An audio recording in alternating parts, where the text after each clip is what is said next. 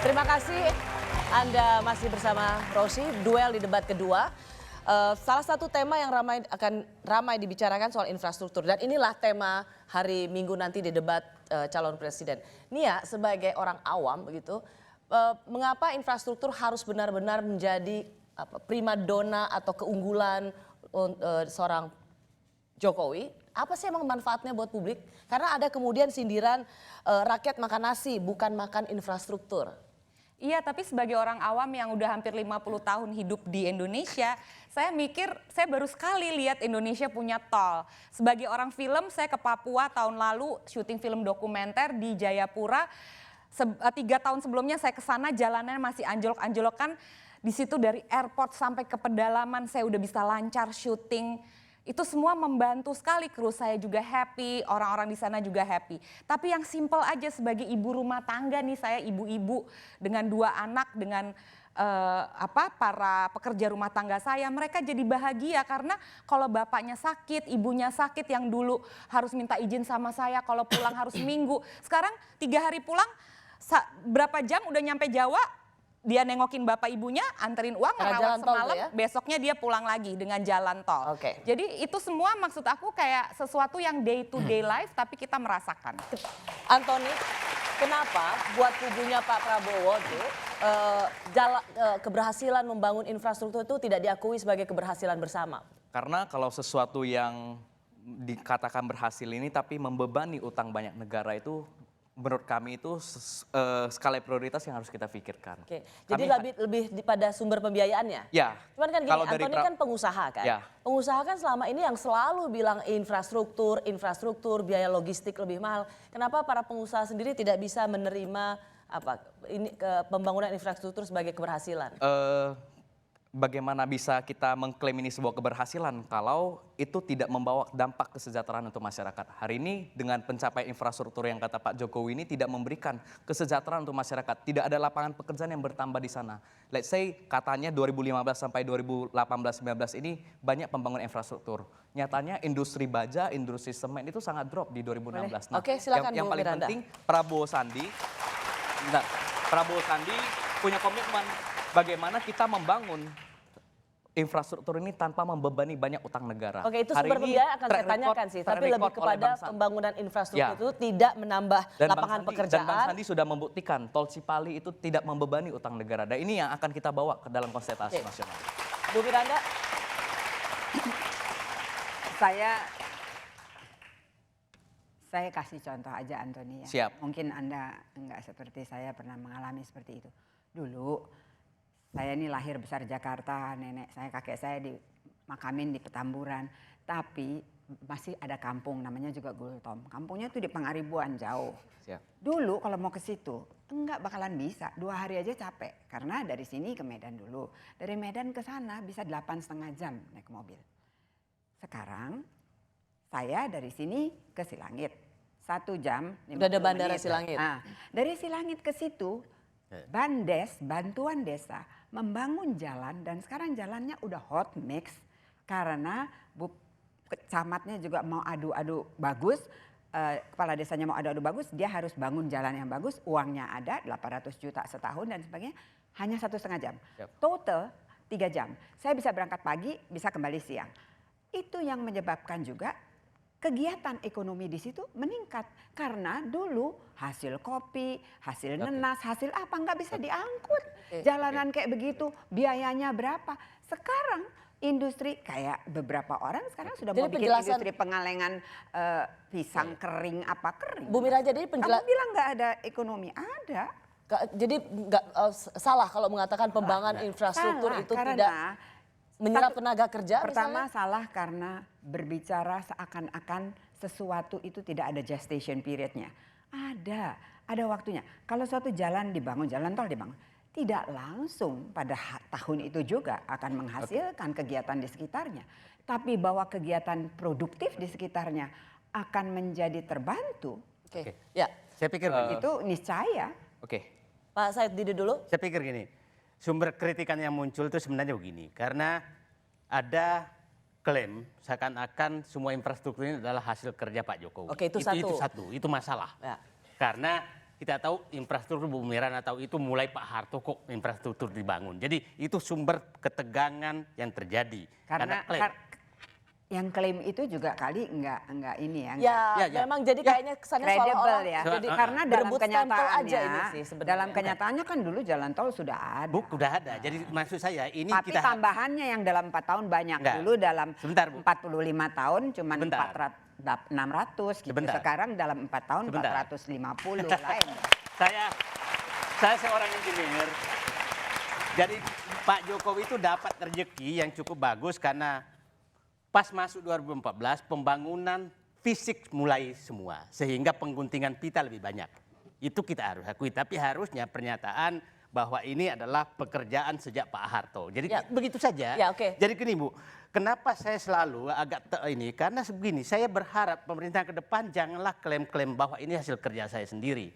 Saya menitipkan kalau Prabowo menang nanti, tolong kalau ada jalan tol atau apapun Jadi peresmian problemnya proyek, diundanglah Jokowi untuk meresmikan. Jadi supaya ini damai-damai lah negeri ini. Gitu. Jangan klaim. Karena itu sumber ketegangan kedua. Jadi Pak, jadi Pak Saididu soalnya bukan soal membangun infrastrukturnya, tapi karena seolah-olah diklaim hanya pemerintahan Jokowi. Itu salah satu. Jadi sebenarnya setuju ya bahwa Pak Didu keberhasilan tidak salah infrastruktur sebetulnya. ini keberhasilan Betul. harus diapresiasi. Karena perencanaannya sudah ada dari dulu, tapi belum dikerjain. Enggak, karena memang belum Semua masuk belum waktunya. dikerjakan. Bukan. Banyak yang mangkrak Pak dari saya tahun 97 di kantor Menko. Saya pelaku Bu, saya ke contoh becak kayu. Itu memang sengaja kita stop karena kita tahu dulu kalau dimajukan ini akan membebani rakyat karena ujungnya belum selesai. Tapi itu dijadikan simbol terus menyelesaikan sesuatu yang mangkrak. Nah, jadi maksud saya kata-kata itu hentikan ke depan. Itu memberi kita ini. Saya cukup mengikuti soal ini. Ini sebenarnya lebih kepada kayaknya ini rebutan stempel atau rebutan saling klaim. Padahal sebenarnya sama-sama kita rasakan pembangunan infrastruktur ini bermanfaat buat publik ya. Oke, saya mau tanya.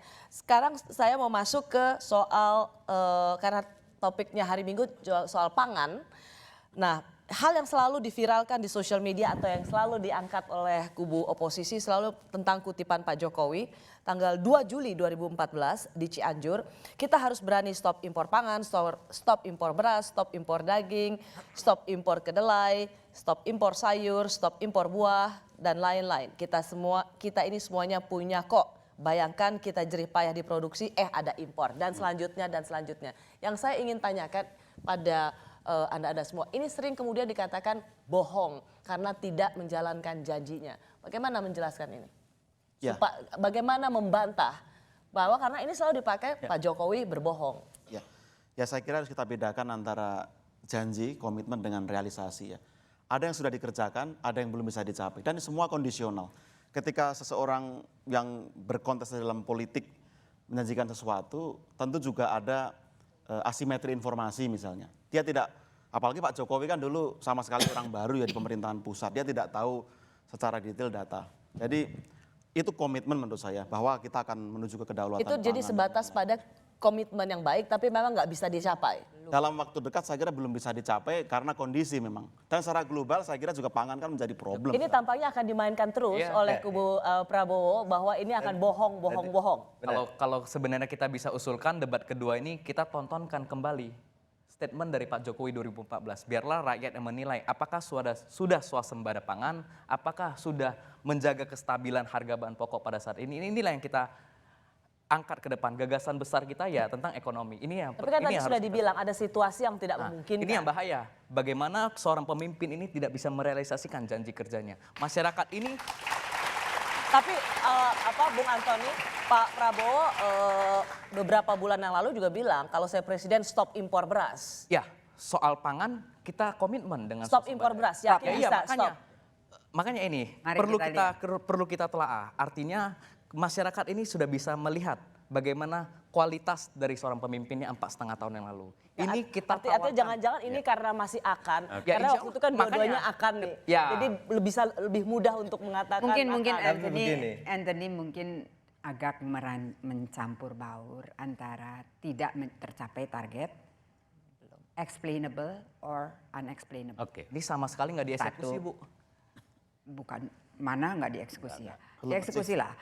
Anda kalau mau katakan sekarang disuruh pilih stok beras turun tidak diisi lagi, Enggak, ya, ya. kita Wah, belum lebih bahaya, Oke. kerusuhan. atau Oke. dibiarkan rakyat Yap. Saya begini. kena harga beras tinggi. Oke. Kita harus jawab itu explainable. Ya, saya begini. Memang targetnya tidak tercapai, masih tetap import beras. Bagaimana makanya menjawab itu Tetapi bahwa bisa bukan bohong, Bu? diterangkan. Bukan Karena bohong. beda antara bohong dengan tidak mencapai target. Oke, segini Bu. Saya begini, kalau kita suatu target dan kita laksanakan dan tidak mencapai target, itu namanya tidak mencapai target. Ya. Tapi kalau menjanjikan sesuatu dan melaksanakan sebaliknya, orang bisa menyatakan bohong. Oke, kira-kira itu pengertian saya. Nah, saya orang pertanian. Pada saat mereka menjanji itu, saya ketawa aja 2014. Ini nggak mungkin, nggak mungkin. Ini pembisiknya siapa ini nggak masuk akal gitu. Jadi saya katakan begini, ini pangan ini. Sama dong yang Prabowo bilang bahwa dia kalau jadi presiden tidak akan impor beras juga nggak mungkin. Saya menyatakan itu tidak mungkin waktu itu bicara. Saya paham betul pertanian nggak bisa itu Belum bisa ya? Belum bisa. Jadi saya katakan begini, tolong selalu dikatakan yang tidak. Saya kasih contoh begini. Ada dua pernyataan yang menurut saya memang perlu diklarifikasi. Begini Bu. Seorang pemimpin apabila dia melaksanakan bertentangan dengan yang dijanjikan, dia harus mengklarifikasi kenapa tidak dilaksanakan. Ya Bu? Ya. Ya. Ada dua, dia menyatakan tidak akan nambah utang. Harusnya menjelaskan kenapa saya ngutang. Oke? Dia tidak makan impor, harusnya menjelaskan kenapa saya tidak impor. Itu sebenarnya dibutuhkan oleh rakyat. Penjelasan itu yang Penjelasan harusnya itu dibutuhkan. Bahwa bangsa ini masih belum bisa 100% impor beras, itu ya. Ya. Karena Oke. ini penyebabnya, itu jelaskan. Bahwa kemudian negara memang harus memiliki utang juga itu Mas biasa. Edidu, Oke. saya beberapa kali baca menteri-menterinya menjelaskan loh. Kan nggak harus presidennya sendiri menjelaskan. Ibu Sri Mulyani menjelaskan kenapa utang begini dan sebagainya. Pak Darmin ceritakan mengenai impor gandum, beras, jagung, kenapa. Pada nggak mau baca aja kali. Saya bisa menambahkan. Oke, saya masuk ke sini deh. Ya, ada pertanyaan penonton dari Jose Segitia Huta Barat. Bagaimana visi kedua paslon menjawab seringnya KKN di bidang energi dan pangan dan seperti apa realisasinya? Saya tidak tahu apakah ada yang bisa menjawab dari sisi Pak Jokowi karena bagaimanapun mereka berada di luar. Anda juga rasanya apa bisa menjawab visinya? Kita ini aja ya. Kita skip aja ya. Mungkin bisa satu ya, khusus untuk bidang energi sebenarnya. Kita ingat dulu ada namanya Agak cepat aja. Mafia Migas ya. Oke. Mafia Migas, kepalanya waktu itu kalau nggak salah senior kita Pak Faisal Basri. Tapi yang menjadi menarik adalah sekarang kemana itu Satgas Mafia Migas itu. Oke, ya. Petrol sudah dibubarkan justru kan. Jadi Oh saya tapi kira kalau- tambah carut marut Pak. Tidak jelas sekarang. Itu saya kira perdebatan lain itu kondisi sekarang ya soal energi. Tapi saya kira Pak Said itu juga di dalam dulu Paham. staf susnya Pak Sudirman Said. Saya juga mengapresiasi dulu kita kerja bareng soal itu. Ada hal yang dilakukan bahwa belum tuntas, iya.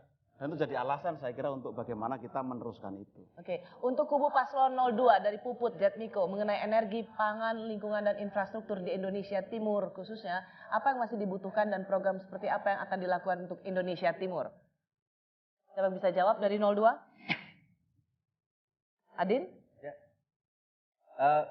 Seperti yang disampaikan oleh Pak Prabowo di pidato kebangsaan, kita punya namanya the big push strategy. Oke. Jadi strategi dorongan besar dan konsisten dari 2014 kita sudah sampaikan bahwa kita akan mendorong produktivitas pangan dengan merevitalisasi dan merehabilitasi lahan-lahan pertanian. Tapi ini sebenarnya khususnya di Indonesia Timur. Kalau Pak Jokowi? Ya saya kira sekarang kan itu sudah dilakukan ya. Keberpihakan di Indonesia Timur itu sangat besar, infrastruktur dan lain-lain itu menurut saya prasyarat bagi pembangunan termasuk di pangan. Oke, ya kami akan kembali sesaat lagi dan kita akan lihat seperti apa kejutan apa yang akan terjadi atau diharapkan di babak kedua hari Minggu nanti. Kami sudah kembali.